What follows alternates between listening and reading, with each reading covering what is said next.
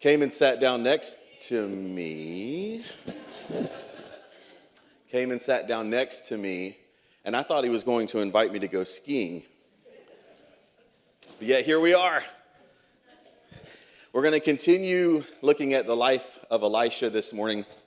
And I'm going to focus on chapter 5 and this interaction that Elisha has with Naaman, the Syrian commander. And there's a lot left to Elisha's life. So I would expect next week when Vaughn is back to be a jam-packed class full of things. Full of things in the life of Elisha. You'll have to excuse me, my voice is not quite as steady as it normally is. I was screaming at kids on Friday night. I'm just kidding. I didn't have to scream at them. It was great. All right, 2 Kings chapter 5. And so what we're going to see, I think, this morning, and sort of what I found as I was studying this, is that it's true that Naaman is healed of leprosy. But what I think we're going to find is actually Naaman's healed of two afflictions that we're going to talk about here as we go along. Thank you, sir. We're going to talk about as we go along. So right now, the king of the northern kingdom, the king of Israel, is Joram, who is the son of Ahab, the brother of Ahaziah, who Joram reigned for 12 years. Remember, Ahaziah died after only 2 years, and since he did not have any heirs, Joram took over as the king of Israel. And this is the only, interesting enough, this is the only miracle of Elisha that's mentioned in the New Testament. Does anybody know where that is? Where Jesus mentions this miracle? Nobody. Luke chapter 4, Jesus mentions this miracle as he's telling everybody to be prepared and to focus on what's important. He mentions that Elisha heals Naaman the Syrian only of all the lepers in Israel at the time. So let's begin this morning in 2 Kings chapter 5, and we'll just sort of go section by section here as we look into the word. 2 Kings 5:1. Now Naaman, commander of the army of the king of Syria, was a great and honorable man in the eyes of his master, because by him the Lord had given victory to Syria. He was also a mighty man of valor, but a leper. So Naaman, the commander of the army of the king of Syria, was a great and honorable man. So Naaman was the chief military commander of the very persistent enemy of Israel and Judah. And as recently as the days of Ahab and Jehoshaphat, Syria had fought and won. If you look back to 1 Kings chapter 22, Syria had actually fought and won against Israel. And of course, his position then in the army, in the court, made him a very great and honorable man. But personally, it's interesting that he's called a mighty man of valor. And this is interesting for a few reasons. So when we think about the term mighty man of valor to describe someone, this is typically only applied to the Jews in the Bible. It's applied to Gideon in Judges chapter 6. It's applied to Jephthah in Judges chapter 11, David in 1 Samuel chapter 16, Jeroboam in 1 Kings 11, and Elidah in 2 Chronicles 17. Interestingly enough, Naaman seems to be the only Gentile that's given this title, mighty man of valor. And I think that sort of speaks to his character. And it's interesting that it says that through Naaman, or through God, through the Lord, Naaman and Syria was given victory over Israel. So that says to me and you all that the Lord was working through Naaman.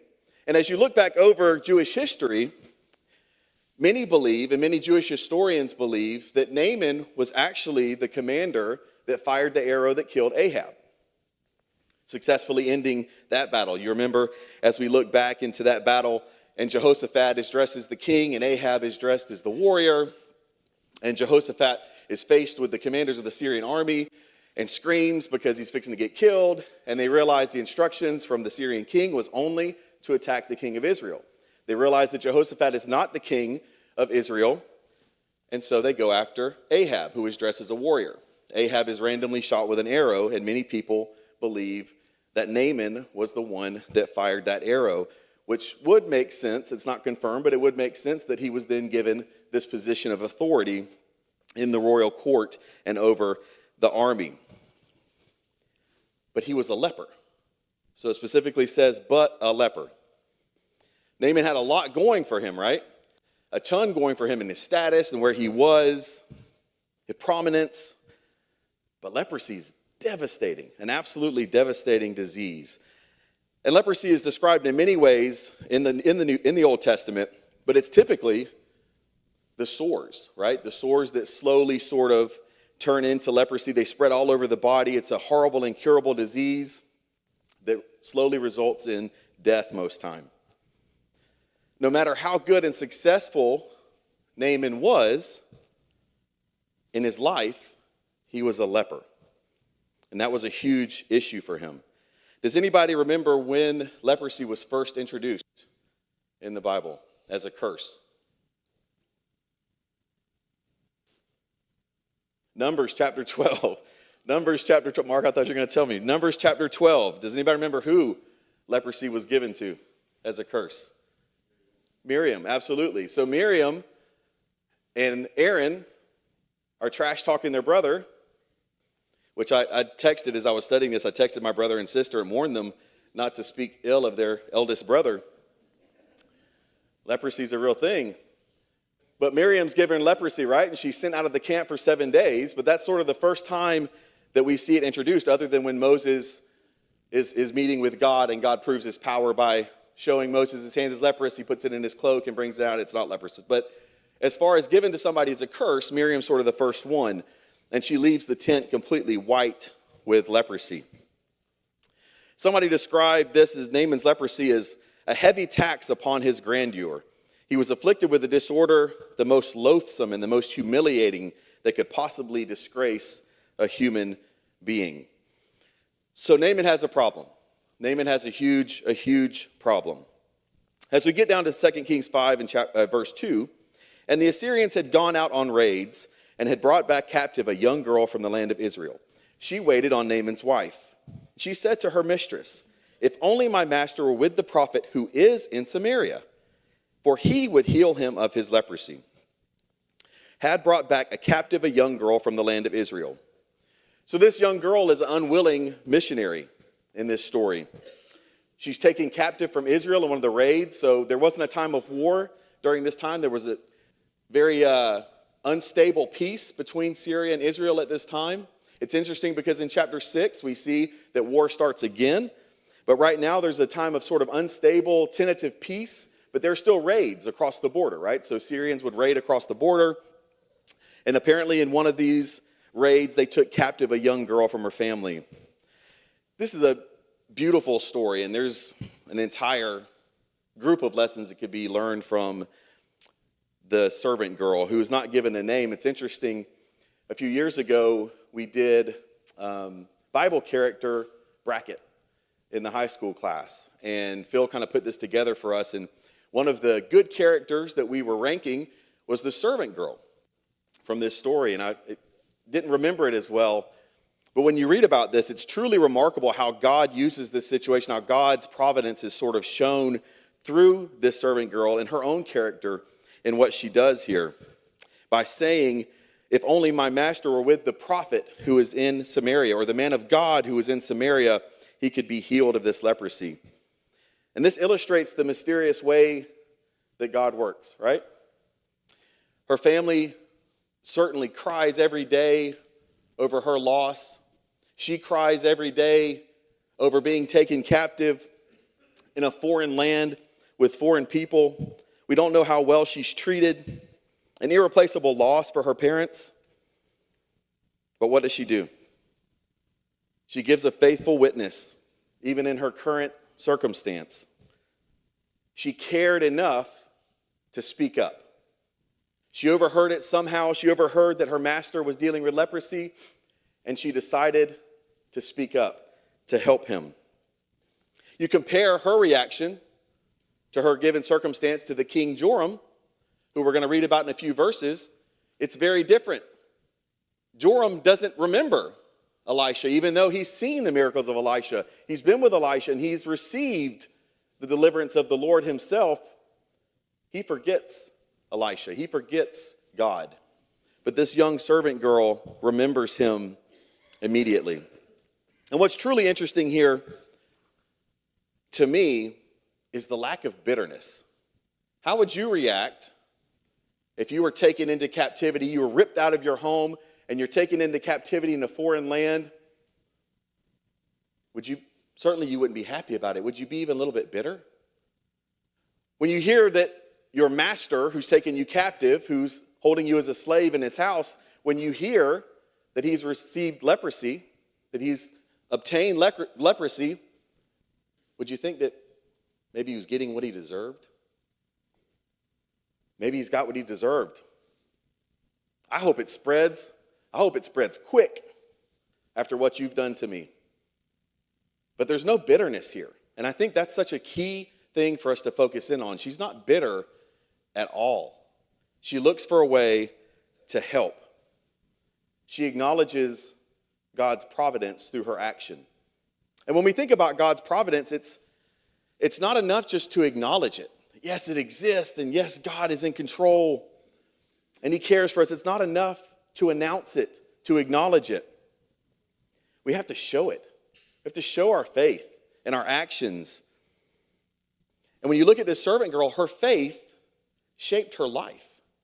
No matter the circumstance, no matter where she was in life, her faith shaped her circumstance. Her circumstance did not shape her faith. And we know that providence is sometimes painful. But through the pain, she remembers the Lord her God and what he's capable of.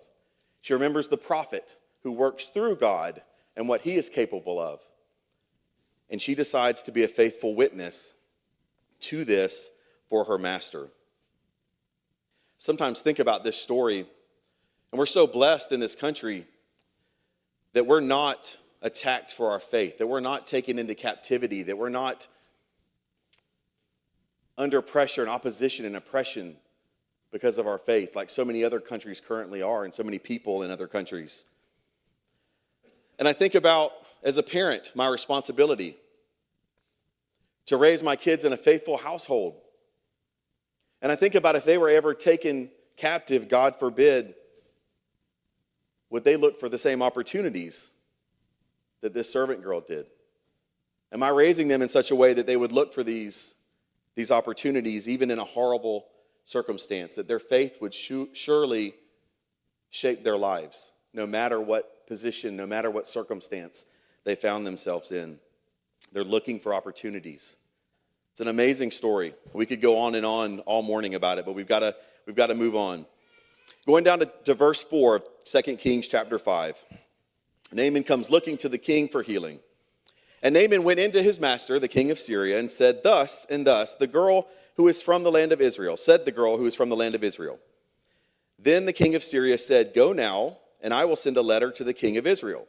So he departed and took with him 10 talents of silver, 6,000 shekels of gold, and 10 changes of clothing. Then he brought the letter to the king of Israel, which said, "Now be advised, when this letter comes to you, that I have sent Naaman my servant to you, that you may heal him of leprosy." And it happened when the king of Israel, Joram, read the letter, that he tore his clothes and said, "Am I God to kill and make alive? That this man sends a man to me to heal him of his leprosy? Therefore, please consider and see how he seeks a fight with me or a quarrel with me." So the king of Syria says, "Go now, and I will send a letter to the king." This is interesting considering the record of wars between Syria and Israel described in the previous chapters and throughout history. It would seem strange that the king of Syria would think to send a letter, or would be even willing to send a letter to the king of Israel. But I think it shows the desperation to keep his man safe, to do anything it takes to heal his man and restore him to the position that he currently serves.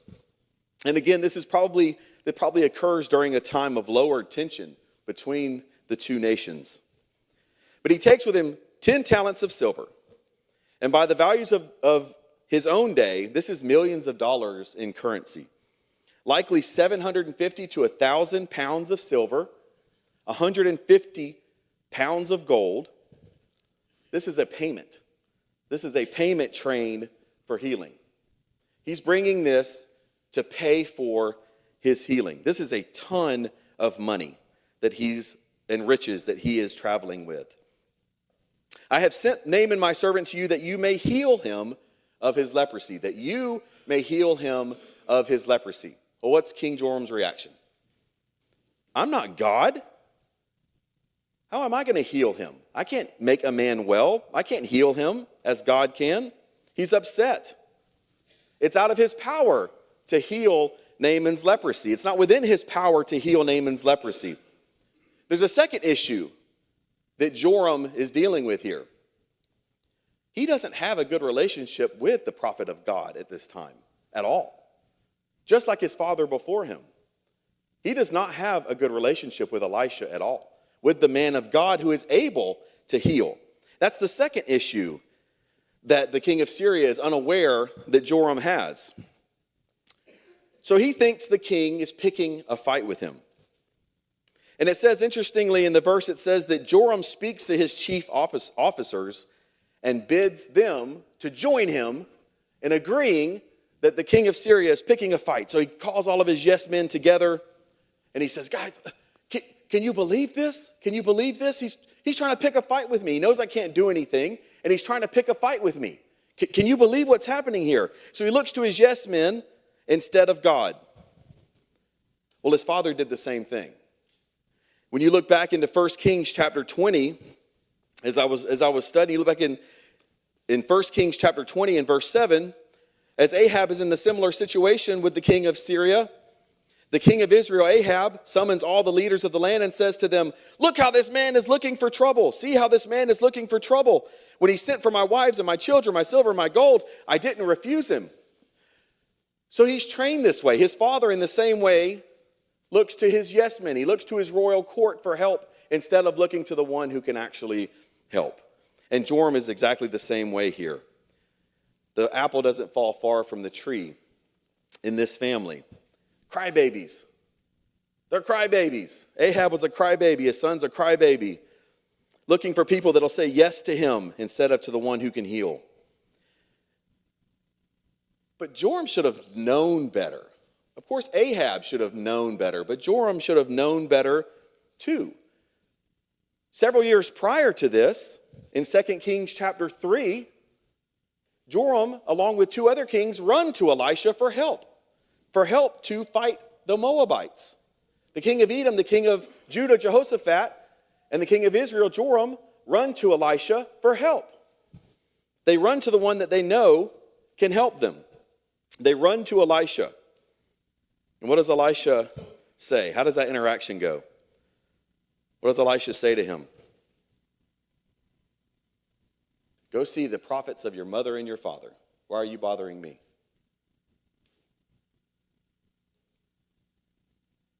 Right? Why are you bothering me? You have all these false prophets in your court. Why don't you go see one of them? Let them try to help you. And of course, Joram says, no, the Lord is the one that brought us into this battle, acknowledging that God was in control. And Elisha says, if it wasn't for Jehoshaphat and my respect for him, I wouldn't do anything for you right now. So this speaks to the current relationship between the prophet of God and Joram, who's being asked with this completely impossible task to heal the commander of the army of Syria, to probably prevent a war from happening. This is the relationship that we're talking about. The king of Syria believes that the king of Israel can pay our God for healing, can pay for healing, and can tell his prophets what to do, much the same as the king of Syria tells his prophets and his court what to do. Going down to verse 8.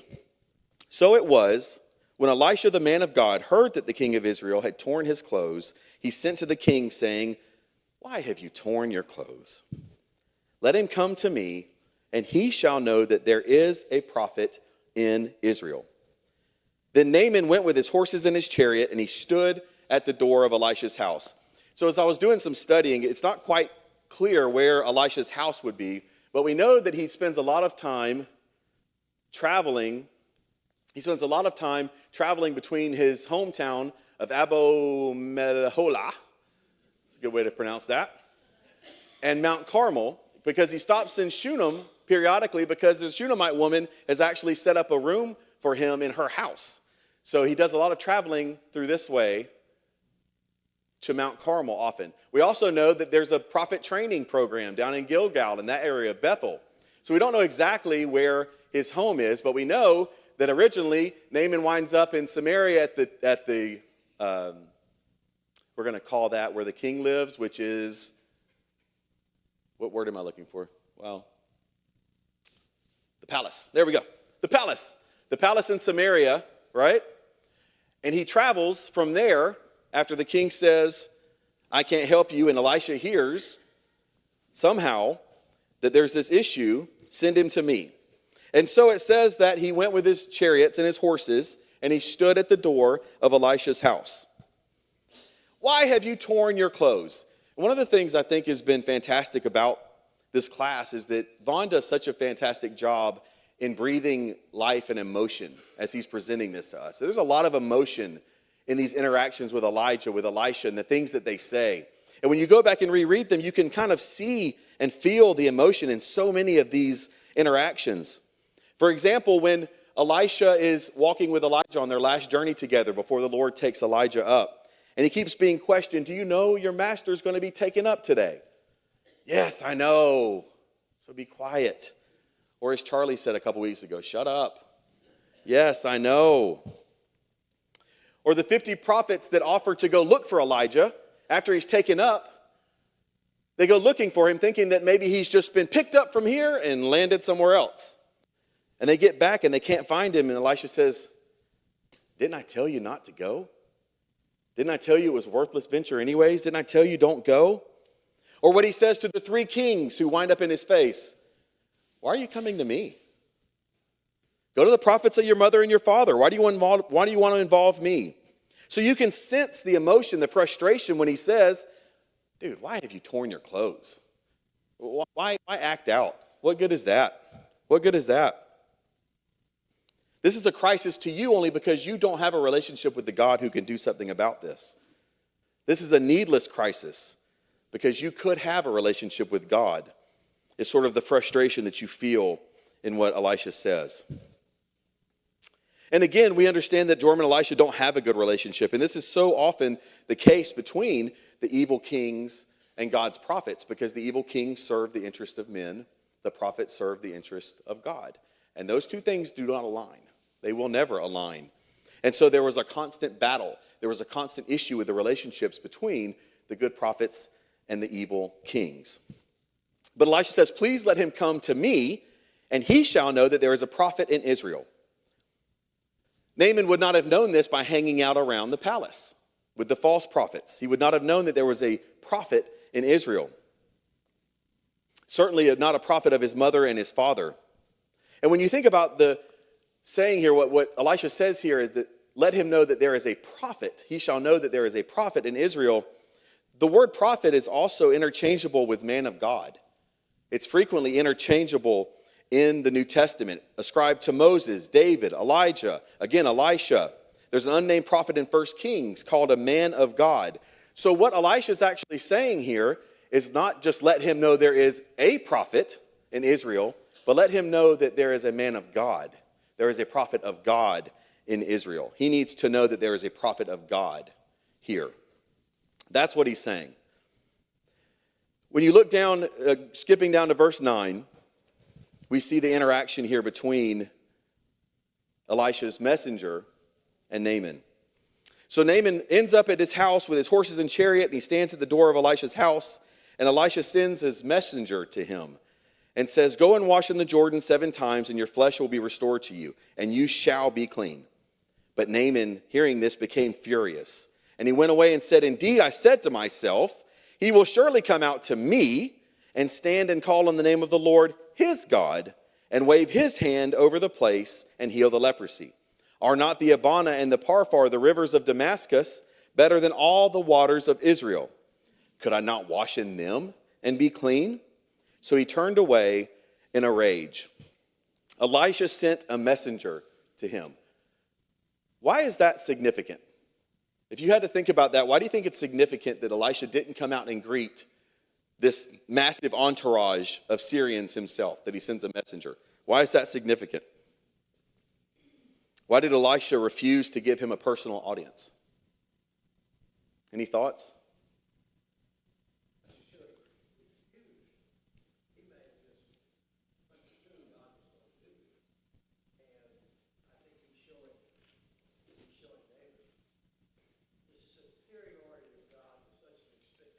Yep. Just do what I tell you. Absolutely. And I think this speaks to the point I made at the beginning of class. I think this is the other affliction that Naaman has to be healed from, and that's his pride. He's used to being honored. He's used to everyone honoring him, to great honor being bestowed upon him. But this prophet of God won't even come out himself and greet him. I think God's teaching him a lesson in pride, that he needs to be humbled. And so the messenger says, go and wash in the Jordan 7 times, and your flesh will be restored to you, and you shall be clean. What simple, uncomplicated instructions. Go wash in the Jordan 7 times, and you shall be healed.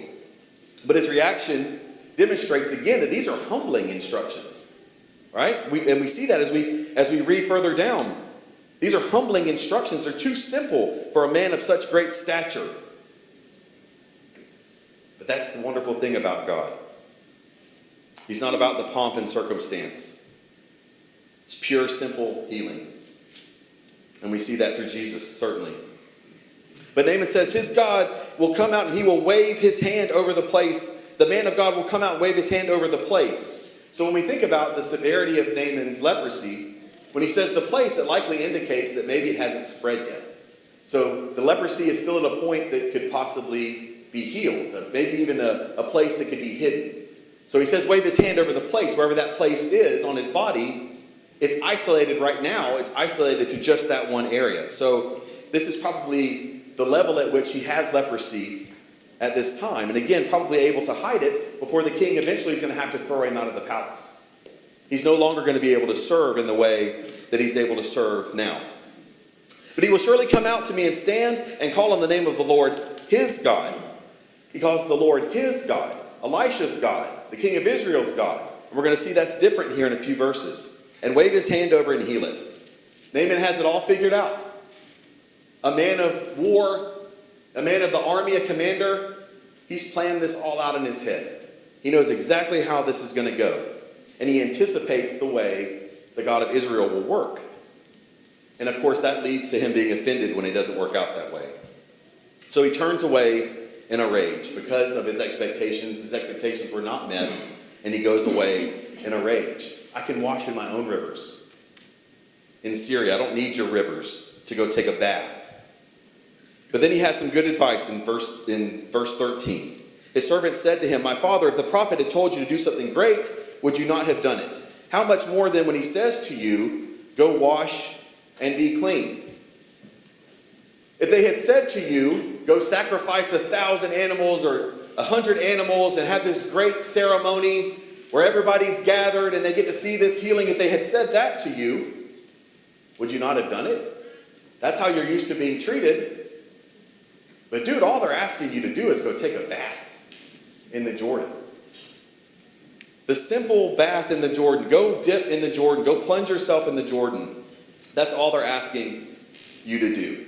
And so he listens, and he goes and dips 7 times in the Jordan, according to the saying of the man of God, and his flesh was restored like the flesh of a little child, and he was clean. You can imagine Naaman saying to himself, this is so stupid. This is so dumb. I'm going to take a bath. I could just take a bath at home. What's the reason for this? What is this going to result in?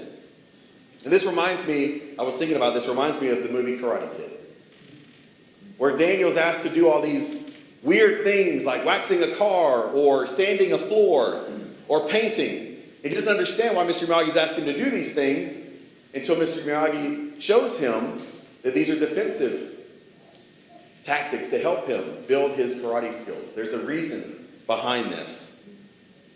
There's a reason. If you just humble yourself and listen, there's a reason. You'll see what happens when you humble yourself. And of course, we see that when Naaman is healed. And he says, okay, so this is what happens when I fully submit to your will. This is the change. So Naaman does exactly what Elisha tells him to do. The Hebrew word translated dipped actually means more plunged in the river. So this is a full immersion into the river 7 times. And you can imagine as Naaman's dipping himself once, still there. Twice, still there. 3 times, still there. Again, this is so done. But after the 7th time, his flesh is restored. And not only the leprosy is gone, but it's fully restored to that of a little child.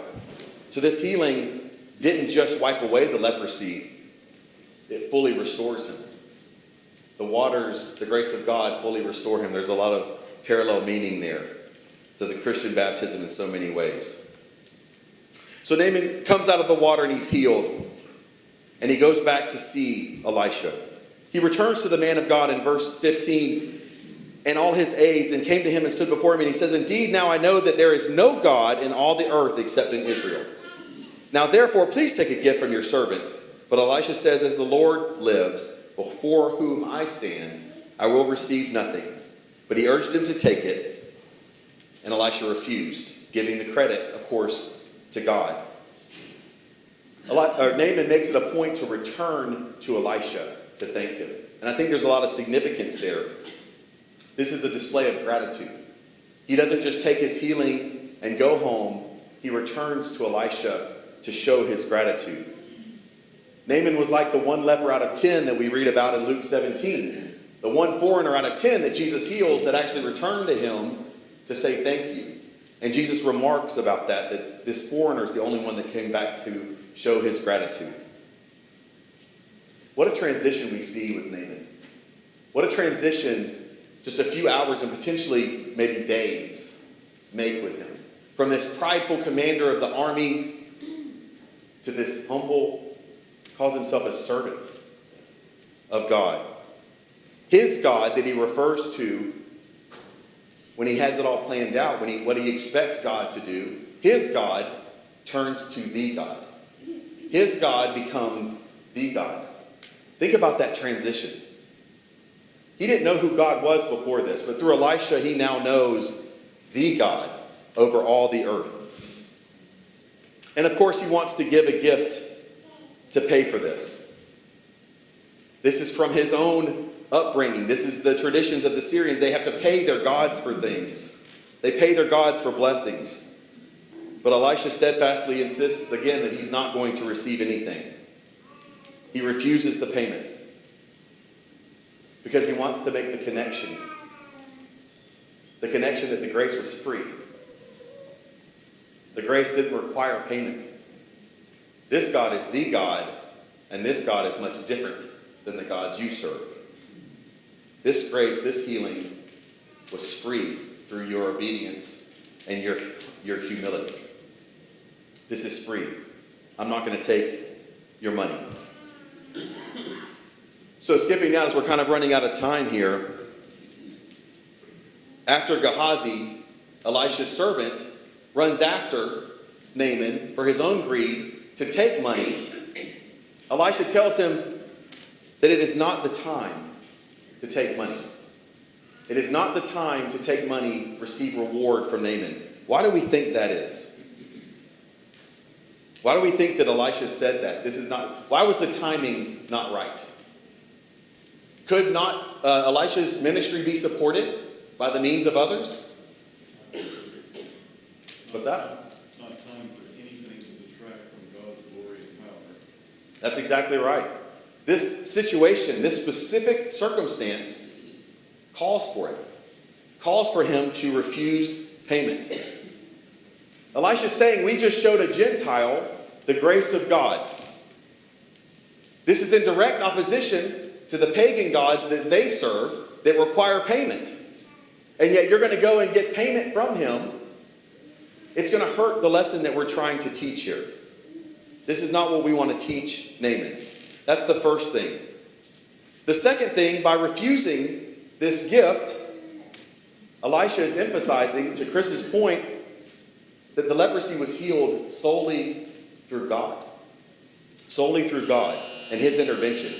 not Elisha's own abilities as a prophet. So by Elisha not being there with him in the Jordan, Elisha not accepting payment, Naaman's able to directly relate the miracle to the God of Israel. To the God of Israel. Make the direct correlation there. And I think that's huge. I ran out of time. Thank you for your attention this morning.